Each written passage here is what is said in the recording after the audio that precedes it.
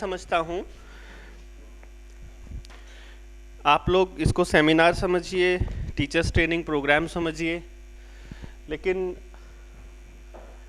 End of the day आपको ये पता लगेगा कि ये कोई सेमिनार नहीं था। ये इंसान को समझने की सबसे आसान प्रोसेस है जो आज हम डिस्कस करेंगे।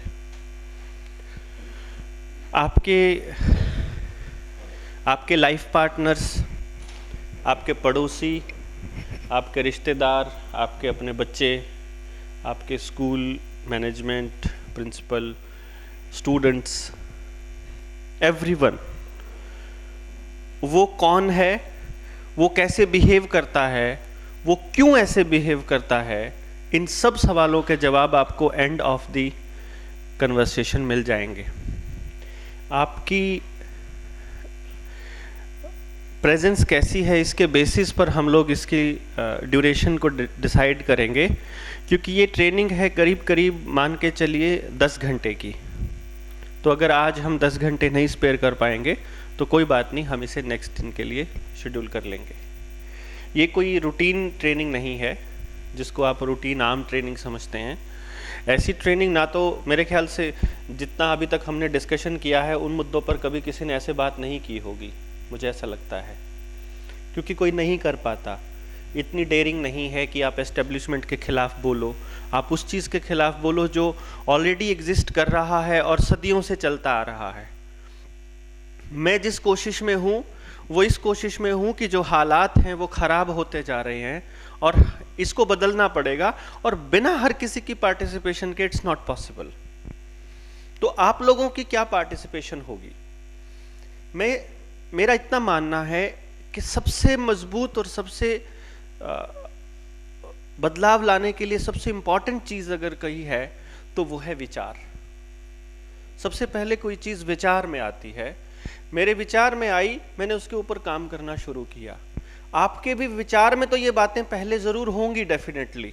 आप लोग आपस में जब बात करते होंगे ना कहीं ना कहीं, तो इस तरह की बातें आप करते ही होंगे कि ये बहुत सही नहीं हो रहा है, लेकिन उसके ऊपर काम नहीं किया, क्योंकि एक्चुअली हमें ये नहीं पता कि हमें करना क्या है। आपको अपना रोल ही नहीं मालूम है। तो अगर आपको आज के बाद समझ में आना शुरू हो जाए तो आपको अपना रोल जो है प्ले करना शुरू करना है। वो रोल क्या है? वो रोल है इस मुद्दे पर बात करना। वो रोल है इस मुद्दे पर बात करके अपने साथ दूसरे लोगों से इसके बारे में डिस्कशन करना, उनको उसके बारे में बताना। मुझे बात समझ में आ गई है, मैं आपके बीच में आ गया हूं, अब आपकी जिम्मेदारी है, ball is in your court, अब आप इसको आगे, आपका काम ही हो जाता है। अगर आपको ये लगता है कि इस ट्रेनिंग के बाद, इस अंडरस्टैंडिंग के बाद आपकी अंडरस्टैंडिंग, इंसान को देखने की नज़रिया, लोगों को पहचानने का नज़रिया बदला है और अच्छा हुआ है, तो आपका काम है अब इसको आगे बढ़ाना। इसको सिर्फ इसलिए मत मान के चलिए कि स्कूल ने आपको बुला लिया है, आपका आना मजबूरी था क्योंकि आपकी ड्यूटी थी और आपको मैंने बुलाया है और आपका ये बिल्कुल मेरे लिए नहीं है, ये बिल्कुल स्कूल के लिए नहीं है, ये आपके और आपके अपने बच्चों के लिए है। इसको ये मान के चलिएगा। जैसे ही आपको ये समझ में आना शुरू होगा, आपको लगेगा कि ये तो हर किसी के लिए है, इसमें किसी का रोल ज़्यादा बड़ा कम नहीं है, हम सबको ये करना पड़ेगा। और जो इससे पीछे हटेगा, नहीं करेगा, वो अपना सिटीजन होने का अपना अधिकार भी नहीं पूरा अपना काम भी नहीं कर रहा है, अपना ड्यूटी भी पूरी नहीं कर रहा है, और मुझे लगता है फिर वहीं पर हम लोगों को भुगतना पड़ रहा है जहाँ पर हम लोग पीछे रह रहे हैं, जहाँ हम लोग कमी छोड़ रहे हैं। तो वो कमियां ना रह जाए, इसके लिए हम लोग शुरुआत करें। किसी भी इंसान को समझने के लिए आपको ये पता होना चाहिए कि उस इंसान की जो थॉट प्रोसेस है, उसका सीखना है, बात करना है, खड़ा होना है, उसका चलना है, उसका काम करने का तरीका क्या है। अगर आपको वो इंसान इस लेवल पर समझ में आ जाए, मान लीजिए आपको एक 2 साल का बच्चा समझ में आ जाए कि इसका जो ये बिहेवियर और ये जो टॉक है ये इसलिए हो रही है, या 4 साल का या 5 साल का बच्चा अगर उस तरह बात कर रहा है तो उसका क्या मतलब है। जैसे हमने उस दिन वो पेन वाला एक एग्जाम्पल आई थिंक किया था, तो आपको पता लगे कि आप तो उसका मतलब ही कुछ और समझते थे, और वो तो एक्चुअली कुछ और ही था। ऐसे ही हमारे सवाल करने का तरीका, बात करने का तरीका, वो क्या बता रहा है हमें, अगर आपको ये मालूम पड़ जाए तो आपके जवाब देने के तरीके बदल जाएंगे। इसी तरह से उसके बाद थोड़ा बड़ा होने के बाद अगर क्लासरूम के अंदर अगर टीचर को ये मालूम हो कि ये जो लाइन मेरी बैठी हुई है ये इस तरह से सीखती है, ये लाइन ऐसे सीखती है, तो आपको करना कुछ भी नहीं है। इस ट्रेनिंग के बाद आपका काम इतना आसान हो जाएगा, आप सोच भी नहीं सकते। आपके बच्चों के भी रिलेटेड जो घर में बैठे हैं और आपके क्लासरूम में भी, क्योंकि तब आपको एग्जैक्टली पता होगा कि मैं जो बोल रहा हूं या टीचर जो बोल रहा है क्लास में उसका कितने बच्चों पे क्या असर हो रहा है। तो अगर आपको एग्जैक्टली पता है कि इसको ये बात नहीं समझ में आएगी, किसी भी बच्चे को फॉर एग्जांपल कि इसको नहीं आएगी, तो आप कम से कम रिलैक्स तो रहोगे ना। आपको पता तो है ना कि इसको इतनी बार में ये बात समझ में नहीं आएगी, इसको बात बताने के लिए हमें अपना तरीका बदलना पड़ेगा। तो उससे आपको एक खास तरह की जो अभी क्या होता है कि आपके ऊपर प्रेशर है परफॉर्मेंस का, और आपको ये लगता है कि मैं तो कोशिश कर ही रही हूं ना, वो बच्चे भी तो कर रहे हैं ना, ये नहीं कर रहा पर्टिकुलर, तो अभी आपको ये नहीं पता लग रहा है कि वो क्यों नहीं कर रहा है। तो इसके बाद आपको पता लगने लग जाएगा कि वो क्यों नहीं कर रहा है। आपको अपनी स्ट्रैटेजी कैसे बदलनी पड़ेगी, आपको अपनी टीचिंग मेथोडोलॉजी में क्या चेंज करना पड़ेगा, वो क्लैरिटी हो जाएगी। ये आपको ना कहीं किताबों में मिलेगा ना किसी सिलेबस में मिलेगा। हाँ, इतना ज़रूर है कि हम इसको इतना फैला दें कि आने वाले वक्त में ये सिलेबस में होना इसकी मजबूरी हो जाए कि हर माँ बाप को बच्चा पैदा करने से पहले ये ट्रेनिंग अगर पता हो तो वो यहाँ पर मशीनें पैदा होने की बजाय इंसान पैदा होने शुरू हो जाएंगे। इस देश के अंदर नौकर पैदा होने की बजाय इंसान पैदा होने शुरू हो जाएंगे। इंसान की तरह कदर होनी शुरू हो जाएगी, उसके बारे में सोचना शुरू कर देंगे। अदरवाइज अभी तक तो हम लोग क्या कर रहे हैं, अपनी दौड़ में अपने बच्चे को फर्स्ट लाने के चक्कर में बाकी सबको पछाड़ने पे लगे हुए हैं। हमें पता ही नहीं है कि हम किससे लड़ रहे हैं, किससे भाग रहे हैं। इंसान ऐसे दौड़ रहा है जैसे उसने शिकार करना है कि अगर मैंने नहीं किया तो मैं भूखा मर जाऊंगा। तो वो दौड़ ख़त्म करनी है। बेसिकली हमने उस बच्चे को, उस इंसान को उस अपने आप से मिलाना है, ताकि वो इस धरती पे आकर के बोझ ना बने, इस धरती पे आकर के दुनिया को बोझ ना समझे। नहीं तो हमारी लाइफ में कैसे होता है, हमें खुद ही नहीं मालूम है कि हम अपनी ज़िंदगी को सुबह से लेकर शाम तक कैसे जी रहे हैं। मतलब सेम सर्कल हमारा दौड़ रहा है, we are not living our life, बस दिन काट रहे हैं सिंपली कि हो रहा है टाइम पास। सो हमें टाइम पास नहीं करना है, हमें उस लेवल पे जाना है जहां हम उन लोगों को, उन बच्चों को समझ पाएं। तो अगर क्लासरूम में टीचर को मालूम हो कि मेरा बच्चा जिसे मैं पढ़ा रहा हूं वो कैसे समझेगा, मुझे उससे कैसे बात करनी है, तो मेरे ख्याल से आधे से ज़्यादा काम तो वैसे ही हो जाएगा। तीसरे स्टेप पे अगर थोड़ा बड़े हो जाएं और उस बच्चे को 15-16 साल की उम्र में पता हो पहले से ही कि मुझे क्या करना है ज़िंदगी में, तो कितना आसान हो जाए, सारे कन्फ्यूजन्स ख़त्म हो जाएं। उसके बाद जब वो मैरिड लाइफ में जाने वाला है, उसे अपने पार्टनर के बारे में पहले ही पता हो कि मेरा पार्टनर की थॉट प्रोसेस कैसी है, तो भी ज़िंदगी आसान हो जाती है। या शादी के बाद समझ में आ जाए अगर अपना पार्टनर। अदरवाइज़ हमारे यहाँ क्या होता है, शादी होती है और शादी के मेरे ख्याल से 10 साल तक दोनों पार्टनर एक दूसरे को बदलने पे लगे रहते हैं, ये कह करके तेरे को कितनी बार समझा लिया, तेरे को कितनी बार बता लिया, तेरे को समझ नहीं आती, एक दूसरे को समझ ही नहीं आती। एंड देन आफ्टर 10 ईयर, फिर 10 साल की शादी के बाद हम चल तेरे को तो आनी ही नहीं समझ, और फिर हम ये कह करके और फिर हम उसको एक्सेप्ट करते हैं। मतलब हम 10 साल बाद एक्सेप्ट करते हैं, तब तक हम अपने रिश्ते को इतना खराब कर चुके होते हैं कि हमें खुद ही नहीं पता होता कि हम शादी वाले बंधन में हैं क्यों। फिर हम वो डायलॉग बोलते हैं, ये लड्डू है जो खाए वो भी पछताए जो ना खाए। फिर वो वाले डायलॉग इसलिए बनते हैं क्योंकि हमें एक्चुअली नहीं मालूम कि हमने वो शादी क्यों की थी। वो हमारा कंपेनियन था कि हमारा कॉम्पिटिटर था।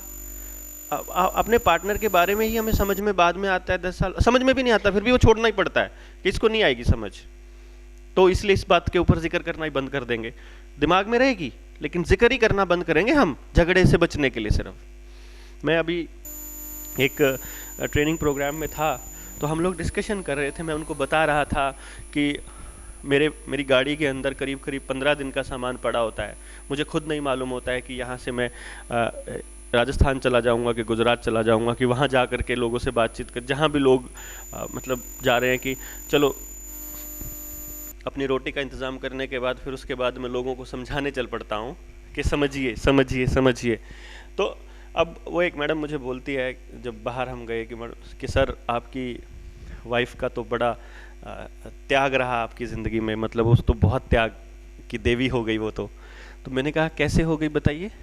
तो शी सेड कि आप तो बाहर रहते हैं इतना, और तो फिर आप बच्चों को टाइम कब देते हैं, लाइक दैट है ना, बच्चों को टाइम देना होता है, ऐसा है कुछ डायलॉग मतलब हमारे सोसाइटी में प्रचलित है। तो मैंने उनसे सवाल पूछ लिया, मैं कहा चलिए ये बताइए आप अपने बच्चों को टाइम कैसे देते हो, जस्ट डिफाइन कीजिए, बच्चों को टाइम देने को आप क्या समझते हो और कैसे देते हो। तो सर बच्चों के साथ घूमना, बच्चों के साथ मूवी पिक्चर, कहीं घूमने ले जाओ, खिलाने ले जाओ, कुछ लाइक दैट। मैं कहा अच्छा चलिए ठीक है। आपने शाहरुख खान की कोई फ़िल्म देखी 3 घंटे की, एक तो मान लीजिए 200 रुपये दे करके टिकट खरीदी, 3 टिकट 600 रुपये में ख़रीद लिया आपने, या 4 टिकट थी। सबसे पहली बात तो कमाई भी आपने शाहरुख को दी, दूसरे नंबर पे आपने टाइम भी शाहरुख को दिया। बच्चों को क्या दिया, मैगडी लेकर गए तो बच्चों को खाने का ही तो दिया आपने उनको क्या दिया।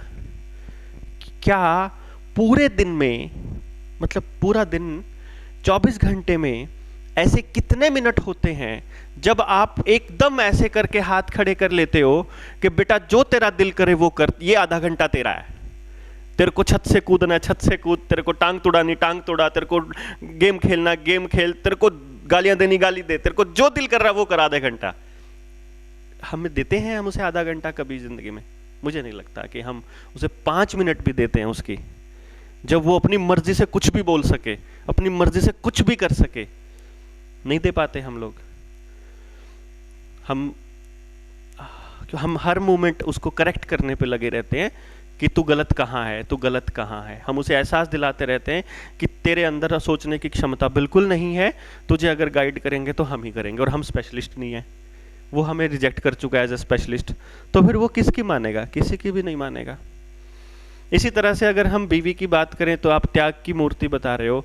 मैंने कहा मैं 72 घंटे 3 दिन से अपने घर में था, 72 घंटे हम मियाँ बीबी इकट्ठे थे, और 72 घंटे में एक बार भी हमारे माथे पर शिकन नहीं आई, सिर्फ स्माइल स्माइल स्माइल और बातें बातें थी।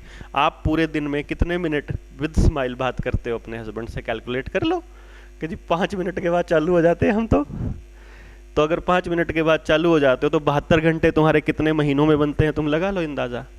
इट्स नॉट अबाउट कि आप कितना टाइम किसको दे रहे हो, इट्स ऑल अबाउट आप कैसा टाइम दे रहे हो। सिर्फ पास बैठे रहने को टाइम देना नहीं बोलते हैं, या सिर्फ उसके लिए कुछ खरीद के देने को टाइम देना नहीं बोलते हैं, या उसके लिए कुछ ला देना या उसके लिए कुछ अरेंज कर देने को टाइम देना नहीं बोलते हैं। टाइम देना माने व्हेन आपका कंपेनियन ये महसूस करे कि पास बैठा होने से सुकून मिल रहा है, उसके साथ होने से अच्छा लग रहा है। हमारे कितनों के बच्चे ऐसे हैं कि जब वो पास बैठते हैं तो रिलैक्स होकर के वो हमारे ऊपर लीन कर जाते हैं कि भाई अब हम अपने माँ बाप के पास, अब हमें किसी चीज़ की टेंशन नहीं है। कितने कितने बच्चे हैं ऐसे? मैं नहीं देख पाता, बहुत कम बच्चे हैं। नहीं, आपको चिंता लगी रहती है हमेशा करियर की, हमेशा करियर की। हमें उसकी ट्यूशन्स, उसकी क्लासेस, उसके नोट्स, और वो जो आप दिन में अगर 1 घंटा भी उसको इन सब बातों के लिए लेक्चर देते हो ना, तो आप बाकी के 23 घंटे खराब कर चुके हो, समझ लो। उसके दिमाग में ये घूमता रहेगा कि पता नहीं किस मोमेंट इनका गरारी उधर ही आ जाए, फिर क्लासरूम के नंबरों पे आ जाएगी। हमें अल्टीमेटली जैसे ही उसको नीचा दिखाना है, जैसे ही उसको बताना है अच्छा तेरे नंबर बता कितने आए थे, तेरे को ये काम तो बड़े अच्छे आते हैं, तेरे से पढ़ाई में टाइम बिल्कुल नहीं लगाता, काइंड ऑफ टाइप। ये मैं आप सबकी बात नहीं कर रहा हूँ, या मैं मतलब ये नहीं कह रहा हूँ कि हम सभी इतने खराब हैं। मैं कह रहा हूँ this is happening in the society with majority of people. आप टीचर हैं, टीचर फैटर्निटी से बिलोंग करते हैं, आप सबसे समझदार कौम में आते हैं, लेकिन अगर हमारे अंदर भी ऐसे लोग हैं तो समझ लो उन लोगों के साथ क्या हो रहा होगा जिन्होंने चाइल्ड पेडागोगी नहीं पढ़ी है। समझो, आप कोई भी नहीं पढ़ रहा है हमारी सोसाइटी के अंदर, पेपर देने के लिए पढ़ रहा है, समझने के लिए कोई नहीं पढ़ रहा है।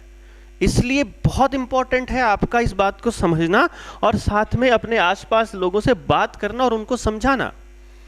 तो ये जो आज की जो ट्रेनिंग होगी, आज का जो ये अंडरस्टैंडिंग होगी, ये इसी चीज़ को समझने के लिए होगी कि हम इंसान को समझे कैसे, उसका सीखने का तरीका अगर हमें मालूम पड़ जाए, उसका अगर किसी काम को, किसी सब्जेक्ट को करना ना करना उसका मतलब समझ में आए, तो मुझे लगता है बहुत सारी चीज़ें हमें समझ में आ जाएंगी।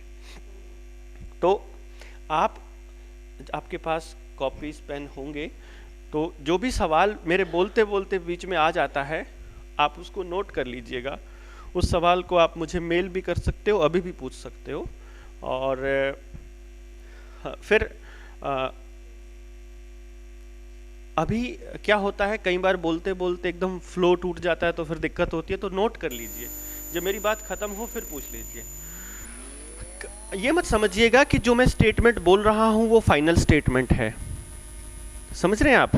क्योंकि वो एक पैरामीटर पे जब मैं बात करूंगा तो वो एक ही पैरामीटर की होगी, बाकी पैरामीटर उसके साथ अटैच होकर के उसे कुछ और बनाएंगे, तो उसी को फाइनल मत समझ लीजिएगा।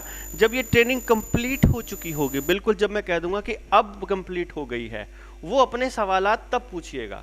मान लीजिए मेरी चौथी स्टेटमेंट के बाद या 10वीं स्टेटमेंट के बाद आपको एक क्वेश्चन दिमाग में आया, वो आपने लिख लिया फटाफट, उसको पूछिए मत अभी, उसको लिख लीजिए, और जब खत्म हो जाए हमारी ट्रेनिंग तब आप देखोगे कि वो समझ आ चुका है आपको सवाल, उस सवाल का जवाब मैं दे चुका हूं।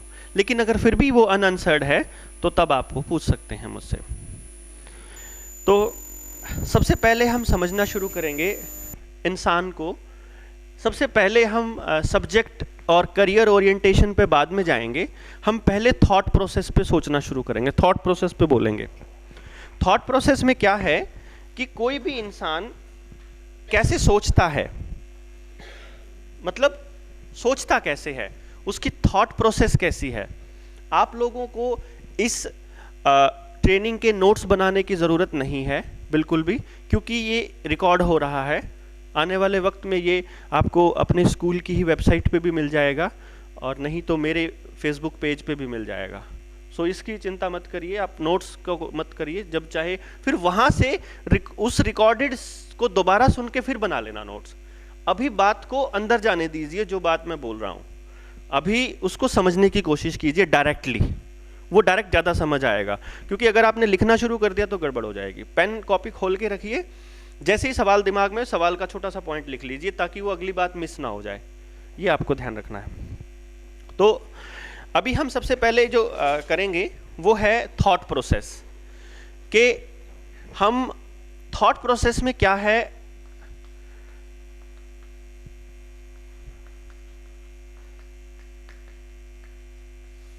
पर्सनालिटी को सबसे पहले करेंगे। इन नामों पे नहीं जाना बिल्कुल आपने, पर्सनालिटी नाम कोई दे दिया वो एक टर्मिनोलॉजी है, असली बात है कॉन्सेप्ट को समझना, ठीक है? तो एक आदमी की दो पर्सनालिटी होती है, किसी भी इंसान की दो पर्सनालिटी। एक पर्सनालिटी जिसे हम इंट्रापर्सनल बोलते हैं, और दूसरी पर्सनालिटी जिसको हम इंटरपर्सनल बोलते हैं। आपको मालूम है इनका मतलब क्या है? मालूम है इन दोनों वर्ड्स का मतलब? इंट्रापर्सनल और इंटरपर्सनल। आपके बीएड में ये वर्ड्स तो आते हैं जरूर, बीएड में भी आते हैं, जेबीटी में भी आते हैं, लेकिन इनका मतलब हम अभी बता देते हैं आपको। आपस में इनको नहीं बताना, मुझे बताइए जो बताना है। आपका आपस में जो भी बातचीत है, आपका कोई अगर हिसाब किताब पुराना पेंडिंग है लेना देना, वो बाद में कर लेना। अभी बात मुझसे कर सकते हैं आप सीधे सीधे, क्योंकि ऐसा कुछ भी नहीं, पता नहीं कौन सा वर्ड मिस हो जाए आपसे, कौन सी इंपॉर्टेंट चीज़, फिर बाद में सवाल पूछोगे, फिर मुझे लगेगा मैं इसका जवाब दे चुका हूँ और आप फिर पूछ रहे हो मेरे से। कहीं ऐसा ना हो कि सारी रात रामायण सुनो, सुबह उठ के पूछो सीता किसका बाप था। ठीक है? तो इंट्रापर्सनल होता है जब आदमी अपने आप में होता है। एक आदमी की दो पर्सनालिटी होती हैं, एक जो वो होता है और दूसरी जो वो दिखता है। होता है मतलब सेल्फ, जब वो अपने घर में है, अपने उन उन लोगों के साथ है जिनके साथ वो एक छत के नीचे रह रहा है, मम्मी पापा, बच्चे, हस्बैंड वाइफ, भाई बहन, इन सब के साथ, या कोई ऐसा दोस्त जिसके साथ बहुत लंबा वक्त हो गया बिताते हुए, वो इंट्रापर्सनल पर्सनालिटी है उसकी। और दूसरी पर्सनालिटी है जब वो बाहर निकलता है घर से बाहर, तो वो कैसा दिखना चाहता है, वो अपना कैसा दिखना चाहता है। तो ये दो पर्सनालिटी होती हैं। ये दोनों किसी आदमी की सेम भी हो सकती हैं कि वो अपने बच्चों और दूसरे बच्चों से सेम बिहेव करे, और ये दोनों की अलग भी हो सकती है। आपको ऐसे बहुत पेरेंट मिलेंगे जो आपके पास पेरेंट टीचर मीटिंग में आके कहेंगे कि ये घर में तो बहुत जिद्दी है, मानता नहीं है। आप कहते हो कि नहीं ये तो बहुत अच्छा बच्चा है। उनका पेरेंट्स का देखने का नजरिया अलग है, क्योंकि वो जो घर जाता है तो दूसरी पर्सनालिटी बिहेव करना शुरू कर देती है, और स्कूल में आता है तो दूसरा। ऐसे भी बच्चे मिलेंगे जो स्कूल में बहुत परेशान करते हैं, लेकिन माँ बाप कहते हैं नहीं जी हमारा बच्चा तो बहुत शरीफ है, ये तो ऐसा कर ही नहीं सकता। वो भी सही है अपने एंगल पे, और आप भी सही हो, बिकॉज आपकी ऑब्जर्वेशन उसकी इंटरपर्सनल पर्सनालिटी का ऑब्जर्वेशन है, और घर में माँ बाप उसकी इस पर्सनालिटी को ऑब्जर्व कर रहे हैं। तो दोनों ही सही होते हैं, कोई भी गलत नहीं है, कोई भी झूठा नहीं है। सिंपली उनकी जैसी ऑब्जर्वेशन है उसके हिसाब से वो बात करते हैं। फिर पूरे इंसान को समझने के लिए मैंने इस पूरी की पूरी इंसानियत को, या पूरे इंसान को, या इंसानी दिमाग के थॉट प्रोसेस को 4 हिस्सों में डिवाइड कर दिया, 4 नामों में डिवाइड किया। पैटर्न जो बना उनके बिहेवियर का, मतलब जैसे एक बंदे का एक बिहेवियर है, उसके फिर और भी चीजें हैं उसी बिहेवियर की, तो उसको हमने एक नाम दे दिया कि ये पैटर्न जिसमें पाया गया वो ये वाला नाम है। इसलिए नामों पे नहीं जाना है, सिर्फ एक नाम है वो अलग करने के लिए। जैसे राम को श्याम से अलग करने के लिए एक राम नाम हो गया, एक श्याम नाम हो गया, जस्ट दैट। इसको हमने 4 जगह पे डिवाइड किया, जिसका हमने नाम दिया लाइफ, LIFE, लाइफ। ये 4 नाम है। L का मतलब हमने यहां लिया लिसनर। ये कानों वाला लिसनर नहीं है, ध्यान रखिएगा, सुनने वाला लिसनर नहीं है, ये लिसनर है, नाम है just. I idealist, F flashy, और E एफिशिएंट।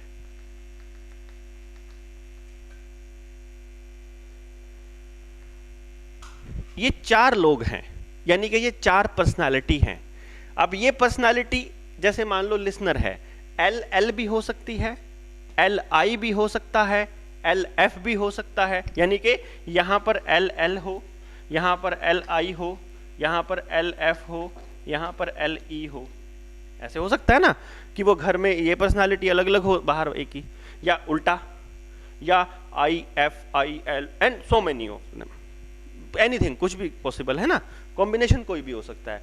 यानी अगर ये 4 समझ में आ गए तो फिर वो जो यहां पर है पता लग जाएगा, वो चारों समझ में आने चाहिए ना पहले, तो उससे पता लग जाएगा कि ये वहां पर कैसा बिहेव करता है और स्कूल में कैसा बिहेव करता है या बाहर कैसा करता है। तो समझना ये इंपॉर्टेंट है कि ये 4 क्या हैं। ये दोनों तो अपने आप समझ में आ जाएंगे। फिर ये 4 को हम थोड़ा सा डिफरेंशिएट करते हैं कि सोसाइटी के अंदर ये लोग कैसे हैं, किस रेशो में हैं।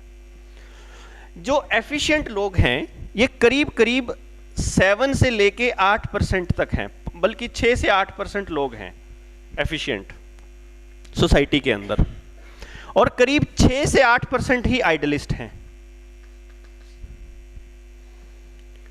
और 1 से 2% फ्लैशी हैं। 6 और 1 7 और 6 13 यानी 87, और 8 और 2 10 और 8 18 यानी 82। 82 से 87% ये पॉपुलेशन है L लिसनर्स की। ये क्या है, ये कैसे डिफरेंशिएट करेंगे हम इसको। जैसे आप इसको कभी भी उस आदमी के द्वारा कही गई बात या उस आदमी के द्वारा किया गया कोई काम या कोई एक्शन, उसके बेसिस पर डिफरेंशिएट नहीं करना आपने। उस आदमी के उस काम को करने के पीछे क्या चल रहा है बैक ऑफ द माइंड, उस पर डिपेंड करेगा। जैसे for example red light jump करना है, एक बच्चे का एक्शन है, रेड लाइट जंप करी, इन चारों ने करी, तो चारों रेड लाइट कैसे जंप करेंगे, उसके दिमाग में कैसे चलेगा, हम वो स्टडी करेंगे। ये जो आइडियलिस्ट है ये क्या करेगा, रेड लाइट पे जाने के बाद देखेगा, जाने से पहले जंप करके कोई पुलिस वाला तो नहीं खड़ा है, यहाँ सीसीटीवी कैमरा तो नहीं लगा है, क्या चालान हो जाएगा या एक्सीडेंट तो नहीं हो जाएगा, और वो उसके हिसाब से रेड लाइट जंप करेगा। ये वाला एफिशिएंट जो है ये सोच के आया था, तो आज तो जंप भी करके जानी है, चाहे जो मर्जी हो जाए, वो आगे चाहे आगे जाते ही पुलिस वाले फिर पकड़ लें। ये वो लोग हैं जिन्होंने बस सोच रखा था कि आज जंप करनी है। ये वो लोग हैं जो रेड लाइट पे आके खड़े होंगे, आसपास कोई अंकल या कोई आंटी या कोई लड़की आसपास हो तो फिर उनकी ऐसे करके उनकी बाइक पूरी स्पीड से वो करेगी और फिर एकदम से दौड़ेंगे, वो ऐसे भी मिलेंगे आपको। और ये वो लोग हैं जो बेचारे सुबह 6 बजे अगर पूरा रोड खाली हो और आगे रेड लाइट हो तो खड़े हो जाते हैं, ठीक है, पास से लोग जाते रहते हैं, जब 5-7 गाड़ियां चली जाती हैं फिर सोचते हैं कि इतने सारे जा रहे हैं, चल मैं भी चलता हूँ। ये वो लोग हैं जो इसलिए डिसीजन लेते हैं क्योंकि बाकी लोग ले चुके हैं, क्योंकि सभी कर रहे हैं तो क्या फर्क पड़ता है, मैं भी कर लूंगा तो क्या हो जाएगा अगर बाकी इतनी सारी दुनिया कर रही है। ये बच्चा अगर सिगरेट पिएगा, अगर हम सिगरेट पीने को एक एक्शन लें तो बैक ऑफ द माइंड क्या चलता है, ये आइडियलिस्ट पर्सनालिटी सबसे पहले क्या सोचती है कि पी के देखूंगा, अच्छी लगेगी तो कंटिन्यू करूंगा, टेस्ट नहीं आया तो छोड़ दूंगा। ये वो लोग होते हैं, टेस्ट करते हैं, चेक करते हैं चीज को और छोड़ते हैं या फिर एक्सेप्ट कर लेते हैं। ये वो लोग हैं जिन्होंने डिसाइड किया हुआ है कि अब तो पीऊंगा ही पीऊंगा या अब नहीं पीऊंगा तो नहीं पीऊंगा। ये वो लोग हैं जो सिगरेट पीने को भी स्टाइल में पीते हैं, या तो वो ऐसे करके पकड़ते हैं या वो ऐसे करके पीते हैं, ऐसे हाथ उनका ऐसे जाएगा, खड़े भी होंगे तो ऐसे होंगे लाइक दैट। आपने देखा होगा ऐसे बहुत सारे जिनको छल्ले बनाने का भी शौक होता है, शो ऑफ जिनको करना होता है बेसिकली, है ना, तो उनका पर्पस क्या है कि वो नोटिस होने चाहिए बेसिकली। और जो लिसनर पर्सनालिटी हैं ये इसलिए पीते हैं कि यार लगा ले एक सुट्टा, नहीं यार नहीं नहीं नहीं अच्छी बात नहीं होती, लगा तू मेरे लिए इतना नहीं कर सकता, अच्छा तेरे लिए तो मैं चल कुछ भी कर, एंड दे स्टार्ट, समझ रहे हैं, क्योंकि उनके दोस्त पी रहे हैं, क्योंकि उनका सर्कल पी रहा है, क्योंकि वो देख रहे हैं कि मैक्सिमम लोग पी रहे हैं। तो हम उस सिगरेट पीने को नहीं देख रहे हैं, हम क्या देख रहे हैं, पीने के पीछे के थॉट प्रोसेस को, यानी कि इन लोगों के डिसीजन मेकिंग किस बेसिस पर होंगे, ये पॉइंट है। जैसे आइडियलिस्ट, मैंने अभी तक, आपने क्या देखा अभी तक की बातचीत में कि आइडियलिस्ट पहले कैलकुलेट करता है अच्छा या बुरा कैसा लगा, एफिशिएंट अपनी ही धुन में उसको करना है तो करना है, फ्लैशी दिखाने के लिए, और लिसनर इमोशन के लिए, इमोशंस बेसिस पे, यानी डिसीजन मेकिंग में इनके लिए सबसे इंपॉर्टेंट ये होता है। अब क्योंकि मैक्सिमम लोग लिसनर्स हैं तो सबसे पहले लिसनर्स को ही स्टडी कर लेते हैं, क्योंकि सारी जिंदगी खराब जितनी बर्बाद हो रखी है ये इन्हीं की वजह से हो रखा है, सारा काम खराब। अगर इनको समझ लिया हमने तो हमें, क्योंकि इन हर एक को समझना है, हमें यह भी देख समझ में आ जाएगा किसको कहने का फायदा है, किसको कहने का फायदा नहीं है, किसको समझाना है, किसको नहीं समझाना है। क्योंकि बहुत सारे पेरेंट आपको ऐसे मिलेंगे जो ये कह देंगे हमने तो अपना बच्चा फ्री छोड़ा हुआ है, वो चाहे जो मर्जी करे। आपको इस ट्रेनिंग के बाद पता लगेगा कि उनका फ्री छोड़ना उसका सत्यानाश कर गया। एक पेरेंट ऐसा कहता है कि हम तो अपने बच्चे को हर चीज कहते हैं, वो इसलिए खराब हो गया बच्चा क्योंकि वो उनको कह रहे थे, क्योंकि वो समझा रहे थे। तो हमें इस पूरी ट्रेनिंग के बाद समझ में आएगा कि कौन सा बच्चा फ्री छोड़ने का है और कौन सा बच्चा समझाने का है। जो समझाने का है उसको समझाना कैसे है, उसको समझ में कैसे आएगा, बस इतना सा। जैसे एक बार एक टीचर ने शायद आप में से ही पूछा था कि फिर इसका मतलब तो हम बच्चे को कुछ ना कहें जी।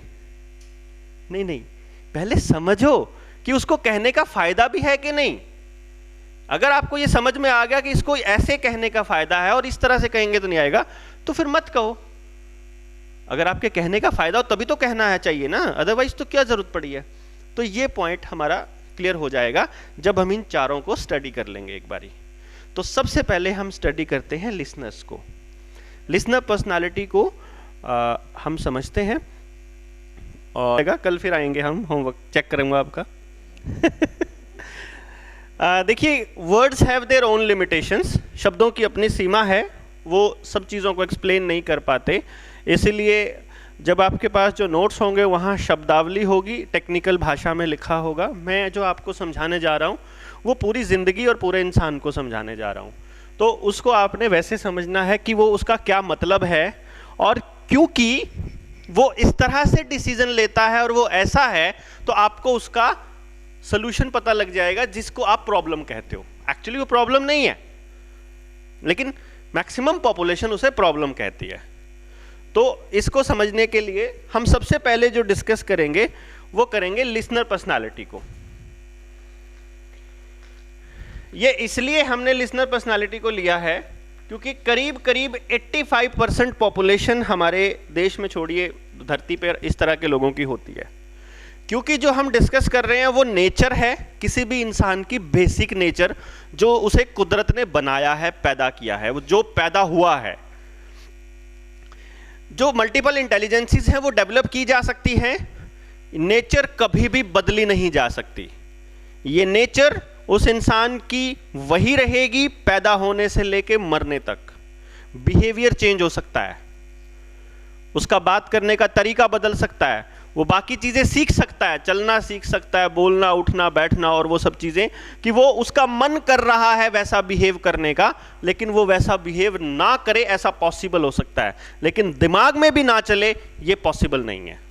इसलिए ये मैं वो चीज बता रहा हूं जो ओरिजिनली उस बच्चे के अंदर है। अगर वो इसके बाहर बिहेव कर रहा है, यानी कि अगर आपको एनालिसिस के बाद पता चल जाए कि वो लिसनर पर्सनालिटी है और वो इस तरह बिहेव नहीं कर रहा है, तो उसका सीधा सा मतलब लीजिए कि वो कहां से सीख रहा है। ये हमारे इस पूरी ट्रेनिंग के आखिर में सबसे लास्ट एस्पेक्ट आएगा कि कहां से सीखता है, वो कैसे अडॉप्ट करता है उस बिहेवियर को, उसका एक्वायरिंग सेंसिटिविटी कैसी है, वो हम आखिर में डिस्कस करेंगे। तो वो पता चल जाएगा कि अगर ऐसा बिहेवियर नहीं है, लेकिन थॉट प्रोसेस यही रहेगी, ये कंफर्म है। क्लियर हो गया? अब क्या होता है, चाहे वो करियर से रिलेटेड डिसीजन लेता हो, चाहे उसे होमवर्क करने से रिलेटेड डिसीजन लेना हो, चाहे उसे कुछ भी करना हो, वो अपनी पर्सनालिटी के अकॉर्डिंग भी डिसीजन लेता है। तो इसका मतलब क्या हुआ कि आपको अगर ये पता चल जाए कि ये पर्सनालिटी लिसनर है, तो ये क्लियर हो जाएगा कि इसको चीजें कैसे समझ में आएंगी। कैसे? जैसे सबसे पहला मैंने पॉइंट बताया, पीपल ओरिएंटेड होता है लिसनर पर्सनालिटी। इसको पहले हम दूसरे एंगल से, वो मैंने कहीं पे लिखा नहीं हुआ, मैं आपको बताऊं, इस पर्सनालिटी को हम टोटली इमोशनल पर्सनालिटी भी बोलते हैं। ये अगर डिसीजन लेता है तो इमोशन बेसिस पे लेता है। जो मैंने आपको एग्जाम्पल दिया था, एक बार याद हो तो हमने बातचीत की थी रेड लाइट जंप करने के ऊपर, कि मेरा बेटा बैठा बैठा मतलब रोने लग गया कि आपने तो ऐसा कहा था कि रेड लाइट पे रुकना होता है। वो क्यों था? Because he is a listener personality. मतलब ये बच्चे आपसे बात करते करते इनका गला भर आएगा, अपने आप आंसू टपकने शुरू हो जाएंगे। आपको लगेगा मैंने तो कुछ कहा भी नहीं था, फिर ये क्यों रोना शुरू हो गया। हम डांट किसी और को रहेंगे और आंसू इनके टपक सकते हैं, मतलब लाइक दैट। ठीक है? इनका डिसीजन मेकिंग इमोशनल बेसिस पे होता है। मतलब ये है कि इनको कि भाई क्या सब्जेक्ट लेना है, या तो ये सोच कर लेंगे कि मेरा दोस्त कौन से सब्जेक्ट में पढ़ने जा रहा है, कौन से कॉलेज में जाएगा। तू कौन से कॉलेज में जाएगा? मैं स्कूल में, मैं भी यहीं चलूंगा तेरे साथ। मतलब या तो वो इसलिए डिसीजन लेगा कि उसके सारे दोस्त वहां जा रहे हैं, या वो डिसीजन इसलिए लेगा कि मेरे पापा चाहते हैं, बचपन से मेरे पापा चाहते थे कि मैं डॉक्टर बनूं, या मैं इंजीनियर बनूं, या मैं इस पर्टिकुलर फील्ड में आईएएस बनूं, या क्या बनूं। तो वो अपना करियर जो है वो इस बेसिस पर डिसाइड करते हैं कि मेरे वो फलाना कौन क्या चाहता है। इनके दिमाग के अंदर हमेशा एक बात रहती है, और आप इनके जबान से डायलॉग सुनते हो, मेरी वजह से किसी को तकलीफ नहीं होनी चाहिए। सुना होगा ऐसा आपने बहुत सारे लोगों से, कि मैं नहीं चाहती कि मेरी वजह से, या चाहता कि मेरी वजह से किसी को दिक्कत आए। ये वो लोग होते हैं जो सारे डिसीजंस दूसरों के हिसाब से लेते हैं।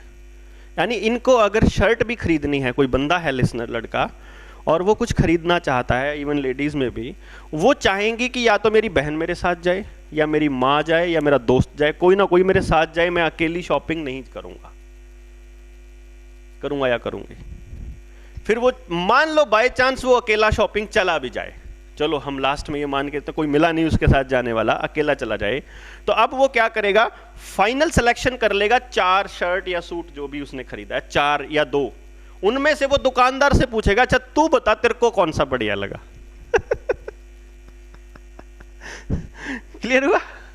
मतलब उनको डिसीजन लेने से पहले किसी और का टिक चाहिए पक्का। कार लेनी है तो भी वो दोस्त को फोन करके पूछा ये कार सोच रहा हूं ले लूं क्या, वो सोच चुका है, डिसीजन ले चुका है, but still they need affirmation from some other source. या अपने मम्मी पापा से पूछेंगे, या अपने दोस्तों से पूछेंगे, या कहीं और कुछ नहीं मिला तो इंटरनेट पे जाके रिव्यूज चेक करेंगे कि लोग क्या कह रहे हैं इस चीज के बारे में। मतलब अपना डिसीजन होते हुए भी इनका अपना डिसीजन नहीं होता। इसीलिए ये लोग अपनी जिंदगी का एक महत्वपूर्ण फैसला लेते हुए, जैसे सबसे इंपॉर्टेंट फैसला है वोटिंग, वोट करने से पहले भी ये पूछते हैं लोगों से कि तुम किसको वोट कर रहे हो, और इसीलिए इनका डिसीजन अफेक्ट हो जाता है।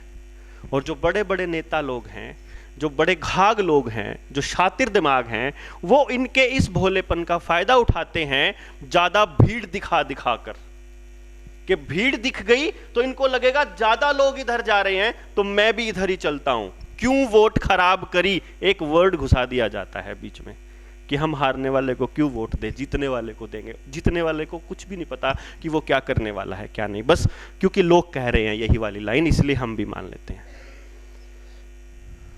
पॉइंट क्लियर हुआ? ये करियर भी अपना खराब कर लेते हैं क्योंकि इनके दोस्त कहीं और जा रहे थे, इनके मम्मी पापा कुछ और चाहते थे। ये अपने डिसीजन मेकिंग मतलब दूसरों के हिसाब से ही करते हैं। अब आप ये सोचिए, ये इतने पीपल ओरिएंटेड होते हैं, ये जिस बंदे के साथ लग जाएं उस बंदे के पक्के भगत होते हैं। किसी के भी लग जाएं, राम रहीम को भी मिल गए, ओसामा बिन लादेन को भी मिल गए, नरेंद्र मोदी को भी मिल गए, अरविंद केजरीवाल को भी मिल गए, यही आपको गांव में किसी सरपंच को भी मिल जाएंगे, यही किसी एक खास इंसान को भी, आपको भी चाहने वाले मिल जाएंगे 2-3, किसी को भी मिल जाएंगे, क्योंकि ये उस इंसान को पसंद करते हैं। फिर इस इंसान की अच्छाई बुराई सब कुछ फिर उन्हीं की हो जाती है, इतने लॉयल होते हैं ये। मतलब इनका डिसीजन मेकिंग कभी भी सही या गलत के हिसाब से नहीं होता, इनका डिसीजन मेकिंग इमोशन बेसिस पे होता है। हस्बैंड ने पिटाई कर दी, लड़ाई बजी, क्योंकि ताकतवर है वो औरत, फिर भी सोचती है इमोशन बेसिस पे कि चलो मैं नहीं हाथ उठाऊंगी। या हमारे यहाँ एक कल्चर बना दिया कि उसको सीधा सीधा भगवान बना दिया, या तो पति को और माँ बाप को भी और टीचर को भी, ठीक है, तो हाथ नहीं उठा सकते हम लोग, मार पिटाई हो गई, विमेन सेल वाले आ गए, बचाने के लिए आ गए, वो क्या कहते हैं उसको, ह्यूमन राइट्स वाले हैं, या फिर और वो आके कहते चलो थाने में रिपोर्ट कराते हैं, इसको बताते हैं इसकी जेल कराएंगे, नहीं अपना ही है क्या, अपना ही पति है, मतलब लाइक दैट। समझ रहे हैं? they will not take decisions। हाँ, इनकी 3 सहेलियां अगर ऐसा डिसीजन ले चुकी होंगी तो ये भी ले लेगी। लेकिन जब तक कोई और इनिशिएटिव नहीं देगा, कहने का मतलब है कि दुकान पे अगर कोई लेने जा रहा है सामान तो भी ये देखेंगे ज्यादा सामान क्या बिक रहा है, पेपर में एडवर्टाइजमेंट क्या आ रही है, अखबार में ज्यादा क्या चल रहा है, टीवी पे ज्यादा क्या चल रहा है, इनके दिमाग में वही चलना शुरू हो जाता है। सही या गलत नहीं चलता, बस जो ज्यादा जिसका जिक्र हो रहा है वही हो जाता है। इसीलिए इनके लिए डायलॉग बना है, जो दिखता है वो बिकता है। ये आज भी दुकान पे जाके फोटोस्टेट को जीरोक्स बोल देते हैं, ये आज भी दुकान पे जाके लेना चाहे पेप्सोडेंट हो तो कहते हैं यार पेप्सोडेंट वाला कोलगेट देना। इनके दिमाग में वो, क्योंकि रिपीटेड अगर कोई चीज आती है तो रिपीटिशन में ये लोग ऐसे हो जाते हैं। इन लोगों के साथ प्रॉब्लम क्या है कि ये फ्रेंडली होते हैं, हर किसी का भला चाहते हैं, हर किसी का अच्छा चाहते हैं, किसी का भी बुरा नहीं चाहते। कलम अगर इनके हाथ में हो, ताकत अगर इनके हाथ में हो, तो ये गलत डिसीजन ले सकते हैं इमोशन बेसिस पे।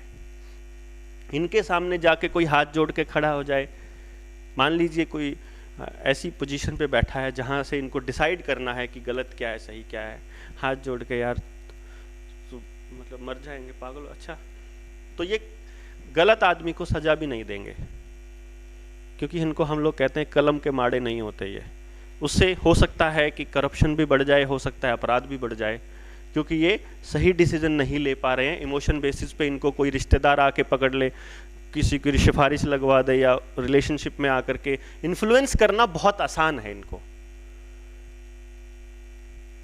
तो इसलिए हार्ड वर्किंग इतने होते हैं, काम कितना ही करा लो, लेकिन प्रॉब्लम क्या होती है, अपनी अकल से नहीं करेंगे।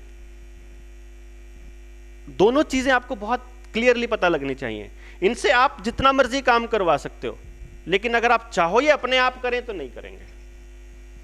यानी कि अगर इसको बोल दिया बेटा एक काम कर, जा शंकर की दुकान से ना टाटा का नमक ले आ, उठेगा जाएगा वापस आके बोलेगा वहां तो नहीं मिला, टाटा को तो नहीं मिला, तो अगले वाली से ले आता।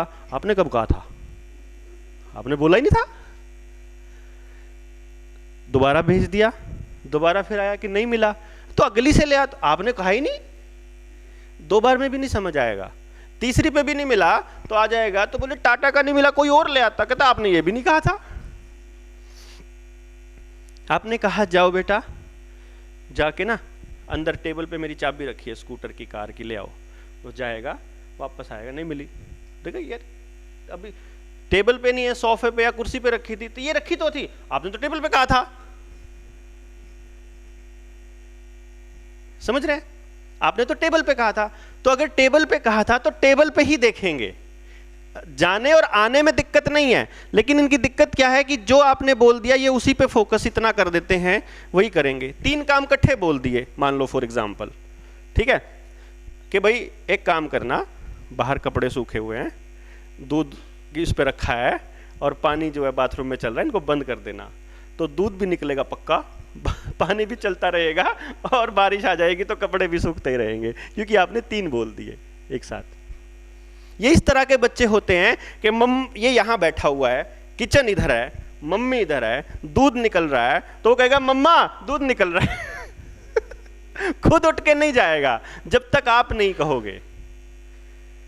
आप देख रहे हो कि तेरे को नहीं दिखाई देता क्या? तू नहीं कहा ठीक है, आपने बोला ही नहीं।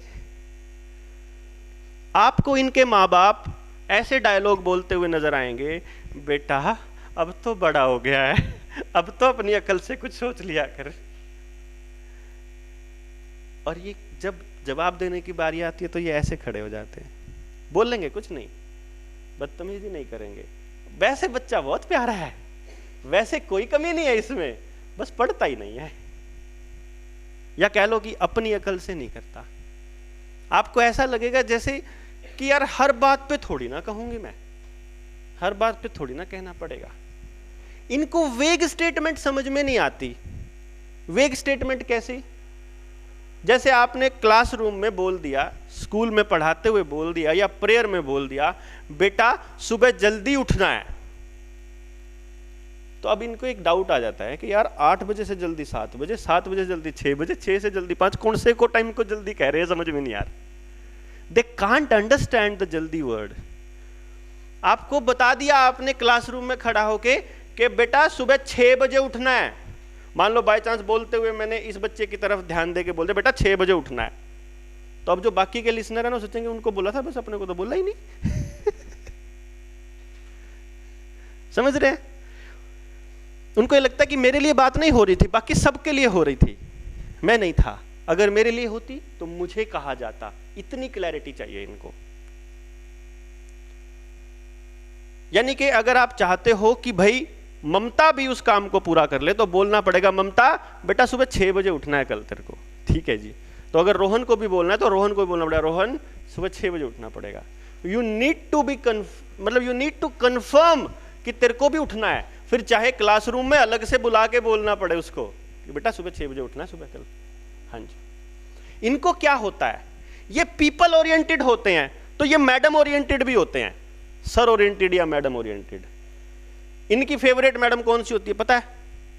इनकी फेवरेट मैडम वो होती है जो इनसे चाक का डब्बा मंगवा ले, जो इनसे पेन मांग ले, जो इनकी कॉपी पे कुछ लिख दे, जो पूरी क्लास में एक बार इनका नाम बोल दे, जो कुछ भी कह दे बस इनके बारे में, एक बार इनका नाम ले दे बस किसी तरह से, या इसकी तरफ इशारा करके उससे कुछ मांग ये दे या कुछ दे दे, बेटा ये कुर्सी साफ करना एक बारी, बेटा ये करना बोर्ड साफ, बेटा ये 3 बच्चों को अगर आपने इस काम पे लगा दिया अलग अलग, तो 3 बच्चों की आप फेवरेट हो गए। जाते इन तीनों का आपका काम पक्का होएगा, बाकी चाहे किसी का ना होए। अब कितनी बड़ी गलती करते हैं हम लोग। देखो आप क्लासरूम के अंदर, अगर आपको ये मालूम पड़ जाए मेरी क्लास में कौन सा लिसनर है, तो हमें क्या करना है? सिर्फ एक बार उसका नाम पक्का बोलना है, एक बार बेटा और उसके नाम के साथ कुछ कमांड देनी है, और उससे कुछ काम करवाना है अपना, चाहे कुछ भी करवा लो आप। चाहे उधर आपकी कॉपी रखी है, वो उठा के बेटा पकड़ाना एक बारी, उसको वो उठ के जाएगी, कॉपी पकड़ाते ही बस मैडम हो जाएगी अपनी, भी अपने को काम बोला है। ऐसे बच्चे होंगे ना, घर जाते ही कहते मेरी वो फलां मैडम मेरी फेवरेट है। आप ध्यान देखोगे वो वाली फेवरेट इसलिए क्योंकि आप उससे कुछ थोड़ा मोटा काम करवाते हो, वो इसलिए फेवरेट है आपकी। घर में इनके माँ बाप इनको खराब करते हैं ये कहकर कि तू तो पढ़ ले, काम तो मैं कर लूंगा या कर लूंगा। ये अपने से कनेक्शन तोड़ते हैं। इन बच्चों से जब आप काम करवाते हो तो इनको अच्छा लगता है, तो इनको अपनेपन की फीलिंग आती है। इनको आप ये कहोगे ना तू हेल्प नहीं कराता मेरा या है कराती, तू कुछ कराता नहीं है, तो बहुत खतरनाक इंप्रेशन जाता है। इनको लेबल नहीं करते कभी भी, इनको लेबल नहीं किया जाता। उनको ये नहीं बोलना, पता है कि वो झूठ बोल रहा है, फिर भी आप झूठ उसको ये नहीं कहोगे कि तू झूठ। उस बच्चे को ये कह दिया कि तू झूठ बहुत बोलता है, तू कहना नहीं मानता, तू काम नहीं करता, तू निकम्मा है, तेरे बस की बात नहीं है, तो ये मान लेते हैं। ये अगर ये एफिशिएंट पर्सनालिटी होगा ना, एफिशिएंट को बोलोगे ना कि तेरे बस का नहीं है, वो कहेगा कैसे नहीं है बस का, करके दिखाऊंगा अब तो। वो ऐसे करके बोलता है। उसको बोलोगे ना तेरे बस का दूध ये तू गिलास नहीं खत्म कर सकता, फिर तो गट गट पूरा पेट भरा होगा तो भी पी जाएगा। लेकिन अगर इसको बोल दोगे तो ये मान लेगा आपकी बात। तो इन बच्चों को जब बचपन में कहा जाता है ना, अरे गंदा बच्चा, दादा की डायलॉग में आता है गंदा बच्चा, दादा के डायलॉग में एक और आते तो बहुत शरारती है, ये तो कहना नहीं मानता, ये तो कुछ नहीं सुनता, अनजाने में कहे जाते हैं डायलॉग। और अगर वो डायलॉग लिसनर को बोले जा रहे हैं तो समझ लीजिए आपने उसको वैसा बना दिया जैसा आपने डायलॉग बोला है। अब सोचो आप, आपके आसपास कितना खराब बातें हो रही हैं सिर्फ इस वजह से क्योंकि उन आदमियों को पता नहीं है कि जो वो कर रहे हैं या जो वो कह रहे हैं वो कितना खतरनाक है। ISIS को उग्रवादी मिल जाते हैं, ओसामा बिन लादेन को लोग मरने वाले मारने वाले में, ये लोग क्या कहते हैं तुम्हारे लिए जान भी दे देंगे। अपनी मैडम अगर इनकी फेवरेट है ना, तो मैडम को कुछ भी कह दिया ना किसी ने तो फिर वो नहीं है। मेरा बच्चा आके एक बार बोलता है, नहीं मेरे बच्चे को लेने गया मैं स्कूल से बस स्टॉप से, तो क्लास में 3 बच्चे वो खिड़की से बाहर सर निकाल के बोलते हैं अंकल आज यशस्वी मैम को गालियां दे रहा था। मैंने कहा यशस्वी तो कभी गाली नहीं दे सकता, ऐसा तो कोई माहौल नहीं है। फिर मैं उसको कभी पूछता नहीं हूं तुमने क्यों दी, क्योंकि ये गलती करते हैं हम लोग ना, उसको गलती पूछते हैं और फिर प्रूव करने की कोशिश करते हैं कि तू गलत है। कभी भी इन बच्चों को गलत साबित मत करो, जस्ट हैव फेथ, यकीन रखिए। इनको आप इतना यकीन दिला दीजिए कि हम तुम पे भरोसा करते हैं, ये बच्चे आकर के सच बताएंगे आपको। उस दिन मत उनको प्रेशराइज कीजिए, उस दिन मत गलत साबित कीजिए। फिर ये आपको किसी रोज आएंगे और उस दिन आके बताएंगे मैडम मैं उस दिन झूठ बोल रहा था, असली बात ये थी। ऐसा हुआ होगा किसी बच्चे के साथ जिसके ऊपर आपने ट्रस्ट किया होगा। ये वो लिसनर्स हैं। तो मैं इसलिए कभी नहीं पूछता उससे कि तुमने ये गलत कर दिया या तुमसे ये गलत हो गया। मैं उसके जस्ट कंधे पे हाथ रख के चल रहा, और स्कूल मस्त रहा, मज़ा आया, हाँ खूब मज़ा आया। मैं जस्ट इतना ही पूछता हूँ कि स्कूल में मज़ा आया, हाँ मज़ा आया। फिर आज तो पूरी गालियाँ गुलियाँ दी फिर मैम को, हैं मज़ा आया होगा? नहीं पापा जी मैंने नहीं दी। फिर किसने दी? वो थे, ऐसे करके उसने 2-3 बच्चों के नाम लिए। क्या गाली दी? कुछ नहीं, वो कह रहे थे मैम गंदी है। वो गाली थी मतलब उनके लिए ना, मैम गंदी है। मैं कहा उन्होंने मैम को गंदी क्यों कहा? उन्होंने कहा क्योंकि मैम ने, फिर एक बच्चे का नाम लिया, पता नहीं योगेश के क्या, ये मैं यूकेजी की बात बता रहा हूँ मैं आपको, मतलब बिल्कुल छोटा सा, कि उसको मैम ने चांटा मारा। उसको मैम ने चांटा क्यों मारा? क्योंकि उसने दूसरे बच्चे को धक्का दे दिया और उसका सिर लग के उसका सिर फूट गया। अब हुआ क्या, कहानी सुनिए क्या थी, कि एक बच्चे ने दूसरे बच्चे को धक्का दिया, उसका सिर फूट गया, उसको ब्लड आ गया, तो जिसने धक्का दिया था उसको मैम ने चांटा लगा दिया। तो 3 लिसनर्स जो उसके दोस्त, जो उसके गैंग के थे, मतलब ये मैं वो पॉइंट पे लेके आ रहा हूँ, वो 3 जो उसकी गैंग के थे, वो उन्होंने डिक्लेयर किया मैम को कि मैम गंदी है, और यशस्वी उनके पीछे खड़ा था। तो वो जो सामने उसकी दोस्त बैठी थी हर्षिता, उसको लगा कि वो भी उनके साथ ही शामिल है। इतनी सी कहानी थी ये, कंप्लीट पता लगे, और मेरे को क्लैरिटी हो गई कि ये क्या हुआ था क्या नहीं हुआ था। मैं किस पॉइंट पे आ रहा था कि उन तीनों को ये बर्दाश्त नहीं हुआ कि कोई उनके आदमी को मारे। ये लिसनर्स के साथ होता है। ये अपने जिस आदमी को ये अपना आइडियल मानते हैं, मान लीजिए अपने पापा को मानते हैं, अपनी मम्मा को, अगर लड़की अपनी मम्मा को आइडियल मानती है तो आप देखेंगे इनके डायलॉग डिलीवरी भी बिल्कुल सेम होगी, सेम कॉपी करते हैं, या अपने दादा को या अपनी दादी को या अपने पापा, या इवन मोटरसाइकिल पर बैठने का तरीका, कार में बैठने का तरीका वैसे ही, मतलब उसी स्टाइल में, मतलब कुछ भी काम करना है, पेन भी निकालना है जेब से, उसी स्टाइल में निकालेंगे जिस स्टाइल से वो निकालते हैं। ऐसे देखे होंगे आपने बच्चे आसपास, तो आपको क्लैरिटी हो जाएगी कि कौन से लोग हैं। हार्ड वर्किंग, जैसे मैंने बताया, इनसे आप काम करवा सकते हो, बट आपको बहुत क्लियरली बोलना पड़ेगा।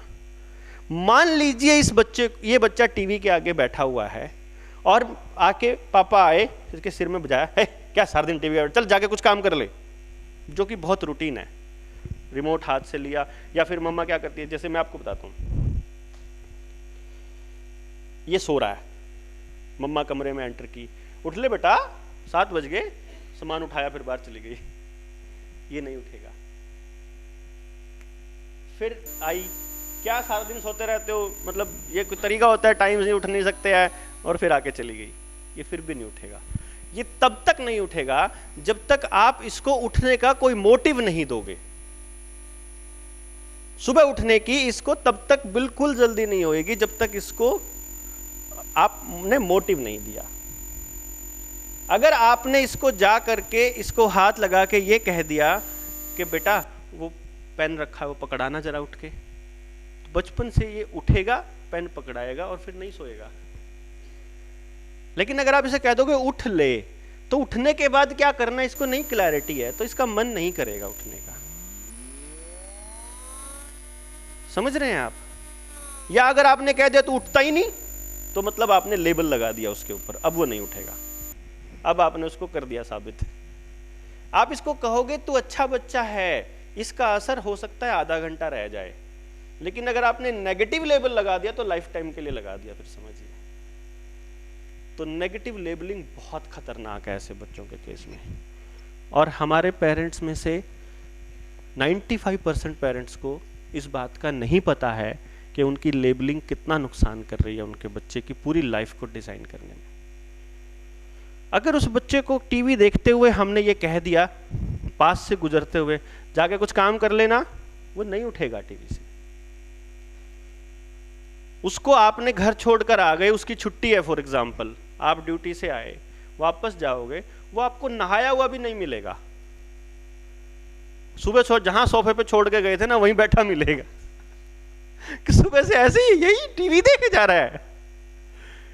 वो जो करता है बस करता ही जाता है। तो आपने उसको कोई हैबिट नहीं डाली है इस टाइप की। आपने अगर उसे बोल दिया चल उठ के जाके कुछ काम कर ले, उसको वो कुछ क्या होता है कभी समझ में नहीं आएगा, कभी भी समझ में नहीं आएगा। अगर आपने उसको बोल दिया जा उठ के मैथ पढ़ ले, वो जाएगा अपनी स्टडी टेबल पे, मैथ की किताब खोल के बैठ जाएगा, आगे नहीं होएगा कुछ भी। अगर आपने बोल दिया जा चौथा चैप्टर कर ले जाके मैथ का चौथा चैप्टर खुल जाएगा, 3 सवाल पे जाके रुक जाएगा।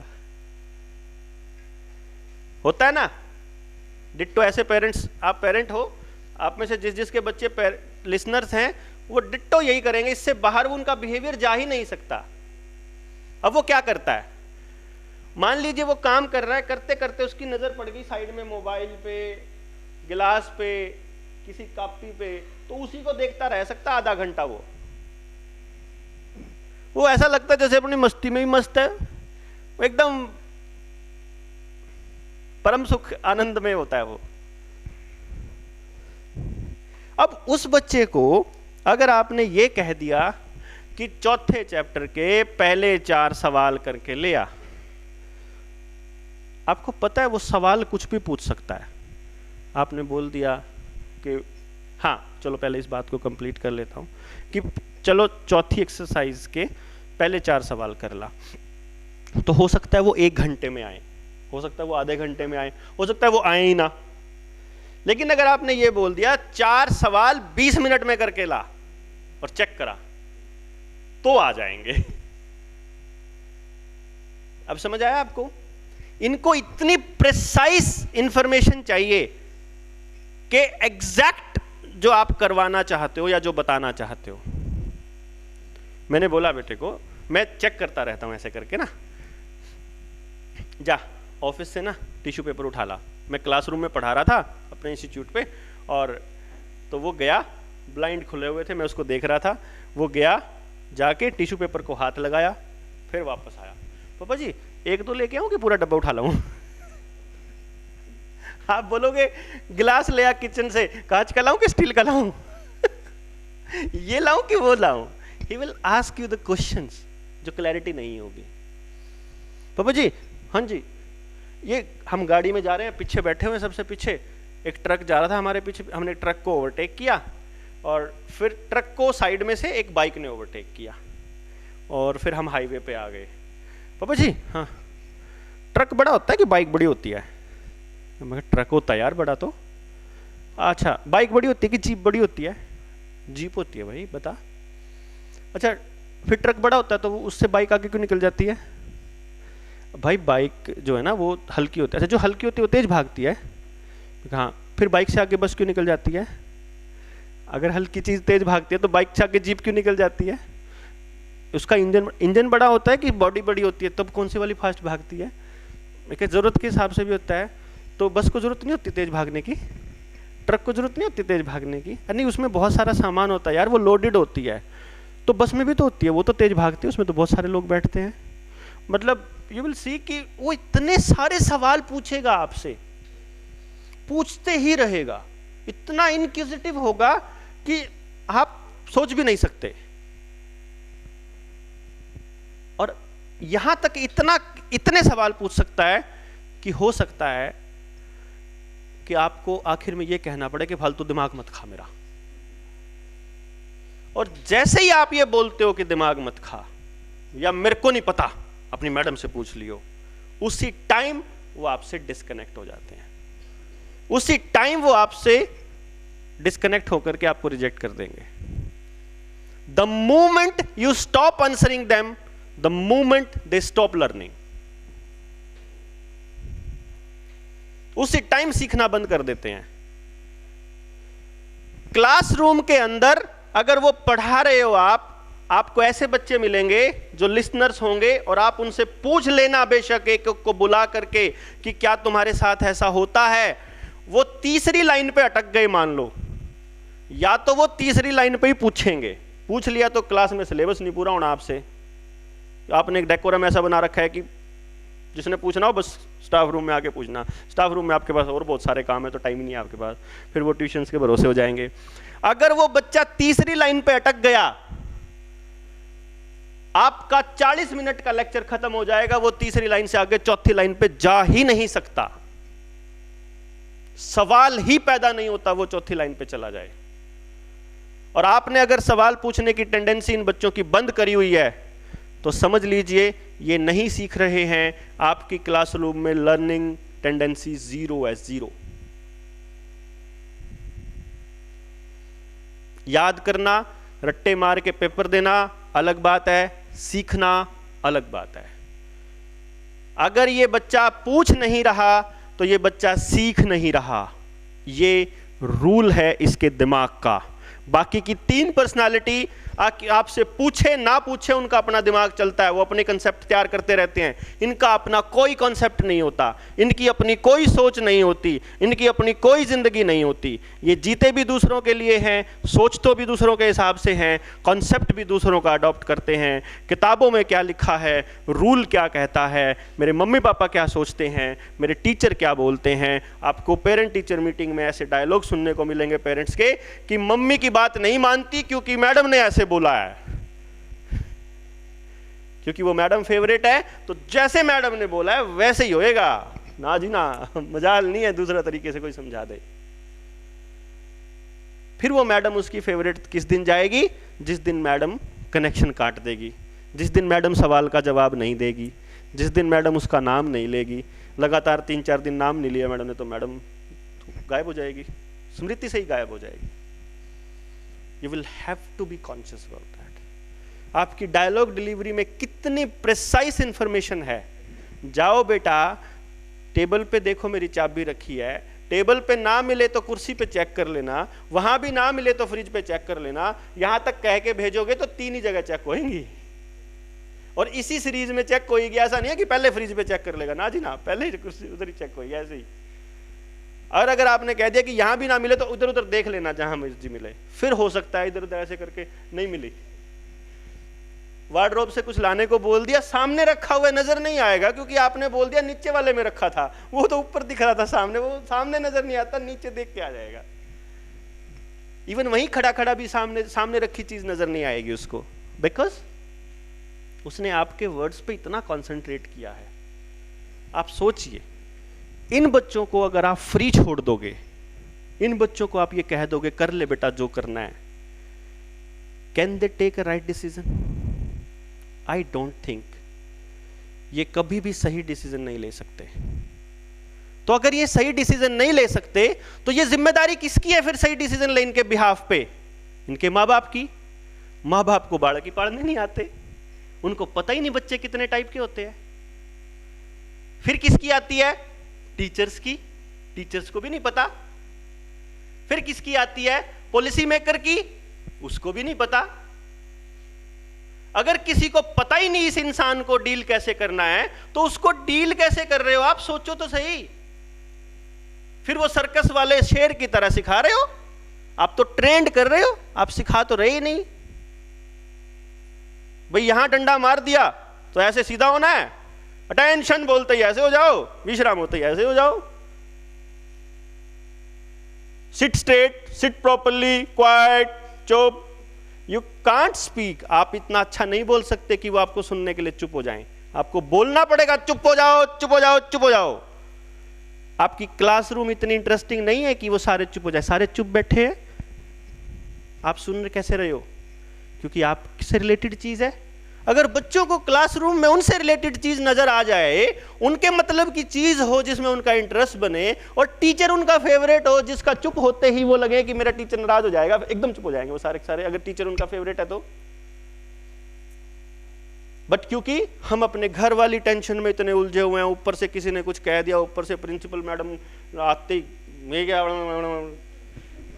अपना मूड तो खराब हो गया। स्कूल में क्लास में गए हैं, अगर खराब मूड से क्लास में गए हैं तो how will you smile?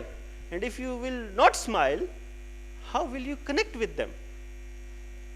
In listeners की बात हो रही है, बाकियों पे आपकी बातों का असर नहीं होता, मैं बता रहा हूं आपको।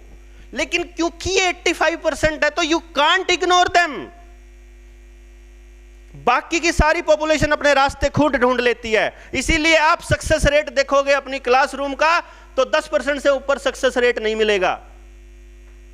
आप सोसाइटी का भी सक्सेस रेट देखोगे तो वो 10%, वो बाकी के 3 कैटेगरी हैं। ये तो वो कर रहे हैं जो मिल गया सो चल रहा है, टाइम पास हो रहा है, देख रहे हैं भाई कट रही है भाई, ये तो वो कैटेगरी है।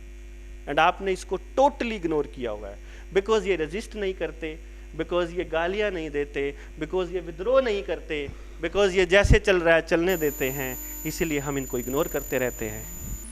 We need to educate them, we need to educate their parents, we need to educate their teachers. अगर नहीं किया तो यूं ही चलता रहेगा, आपको पता ही नहीं चलेगा आपने कितनी जिंदगियां बर्बाद कर दी। सिस्टम को समझ में ही नहीं आएगा, क्योंकि सिस्टम में ऐसे लोग ही नहीं है जो दूसरे इंसान को समझे, इंसान को इंसान समझे। हम तो ह्यूमन को रिसोर्स पढ़ते हैं। एजुकेशन मिनिस्ट्री का नाम ह्यूमन रिसोर्स मिनिस्ट्री है, मानव संसाधन मंत्रालय। मानव को संसाधन बना दिया उन्होंने, इस्तेमाल करने की चीज बना दी। You will use them. उनको कोई बताए चीजा बरती दिया बंदे बंदे नहीं बरती थे, क्या इसके गाना नहीं है कैसा? चीजें बरतने के लिए होती है, इंसान थोड़ी ना होते हैं।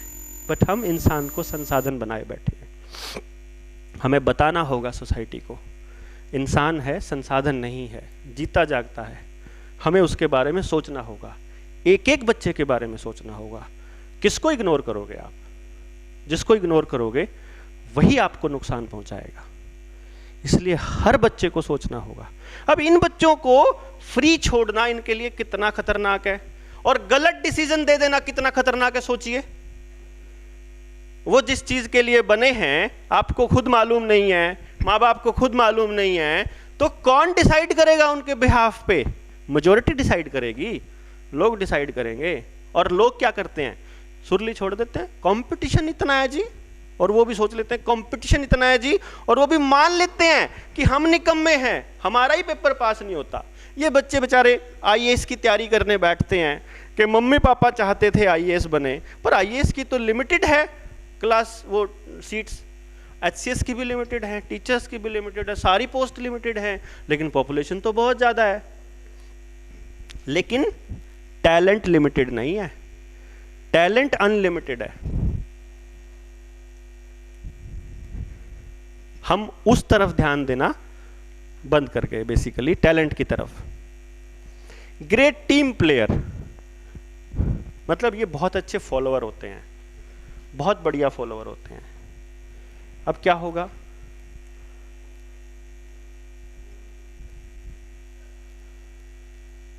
अब लीडरशिप क्वालिटी की बात आती है। अगर आप इनको, आप में से जो लिसनर्स होंगे आपको समझ में आ जाएगा कि मैं लिसनर हूं, वो क्या कहते हैं? जिम्मेदारी दे दो हमारे को जो मर्जी, काम करवा लो जितना मर्जी, पर रिस्पॉन्सिबिलिटी नहीं लेंगे, लीड नहीं करेंगे, हमारी कोई मानता ही नहीं। दे विल फील लाइक, क्योंकि वो प्रेशराइज नहीं कर सकते, क्योंकि वो ये सोचते हैं कि क्यों इसको परेशान किया, क्यों दुखी किया अपने शब्दों से। अब इनके साथ क्या दिक्कत होगी? आपने ऐसे बच्चों का क्या इलाज देखा होगा हमारी सोसाइटी के अंदर, खास तौर पे गांव में? क्या करें मैम?